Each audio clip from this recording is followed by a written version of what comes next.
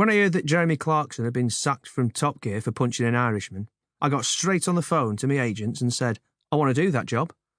They replied, yeah, I can see it actually.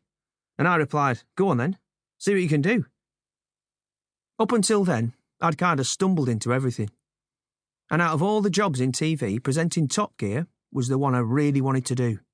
That and presenting Question Time. But even I had to admit that unless every political journalist in the country was simultaneously wiped out in some freak accident, that was unlikely to happen.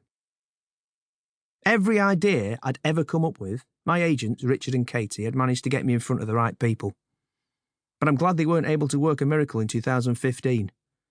Not that I was really in a position to take the job anyway, but taking over from Clarkson, James May and Richard Hammond would have been a poisoned chalice. Look what happened to Chris Evans when he started presenting the show. He got destroyed by the public and the media. I wasn't surprised. Not that I've got anything against Chris, but Clarkson had made that show his own. I'm not sure I'd want to be mates with him, or if you're even allowed to like him, but he was brilliant on Top Gear. How could he not have been?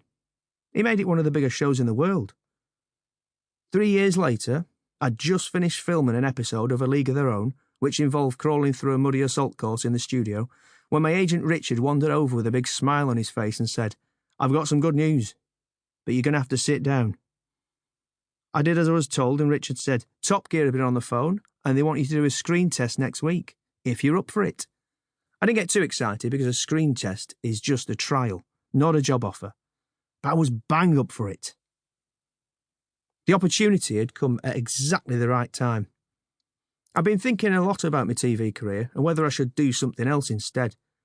I was still loving being on A League of Their Own because I've been doing it for 8 years and grown so close to my fellow panellists, especially Jamie Redknapp and Ramesh Ranganathan.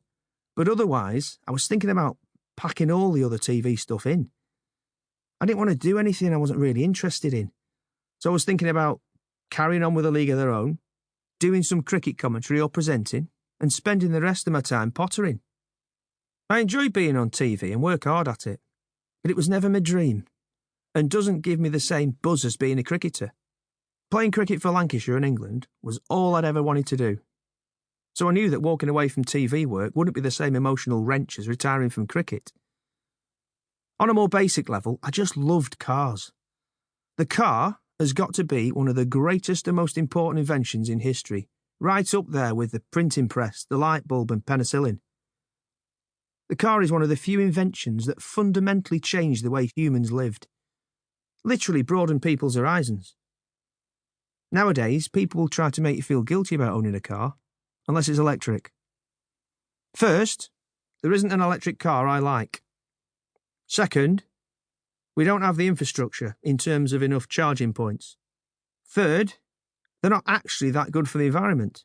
Yes, they produce less pollution, but making the batteries requires mining of rare materials and a lot of extra energy. I'll need to have driven quite a lot of miles in my petrol car before it has the same environmental impact as a brand new electric car. And because I change my cars quite a lot, I'm probably doing less damage to the environment than someone who drives an electric car. I'm not some knee-jerk reactionary who is against electric cars on principle. I'd actually like to get one eventually. But only when the cars get better, the infrastructure improves, and it can be proved beyond doubt that driving one is better for the planet. But whether you're into electric cars or petrol, gears or automatics, cars are such a big part of our everyday life that I struggle with people who say they're not into cars. They're lying. If you own a car and you drive a car, then you're into cars. You might not know anything about cars, but you're into them, whether you think you are or you don't. And I really can't get my head around people who don't drive. I can't even imagine it. When I was a kid, I couldn't wait to be 17 so that I could get behind the wheel. It meant freedom, being able to go wherever I wanted and do whatever I wanted.